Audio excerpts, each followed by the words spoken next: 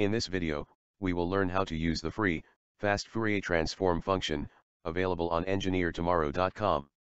This function allows you to input a one-dimensional time and signal vector, and get the frequency and amplitude content of the spectrum in the same units as the input signal.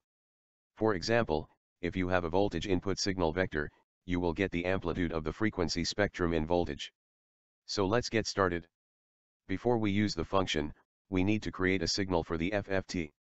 In our case, we will be using a sampling frequency of 1000 samples per second. The sample time, or time increments, will be 1 over the sampling frequency.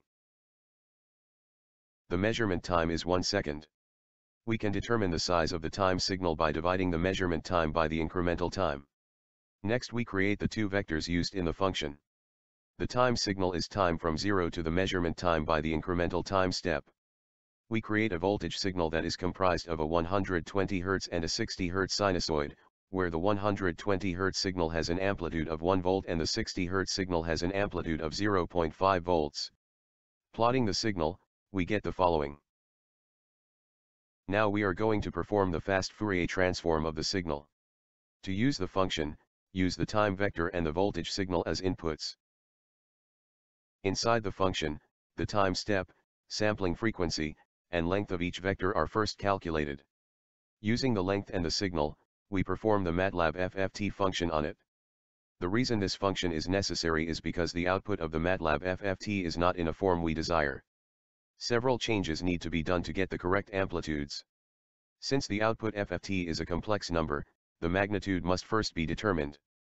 This is done by taking the absolute value of the complex amplitude. Since the output is also a double-sided spectrum, we can look at one side and multiply it by 2. In the last step, the frequency increment is determined. The frequency range is equal to the Nyquist frequency, and is determined using Lin's pace. Finally, the amplitude and frequency outputs are plotted inside the function. This can be turned off if you wish by commenting out the plotting lines. So there you have it, a function that provides the true amplitude frequency of a signal. From here, the RMS value can be determined by dividing the voltage amplitude by the square root of 2. We hope you enjoy our function. Don't forget to like, comment, and subscribe to our posts.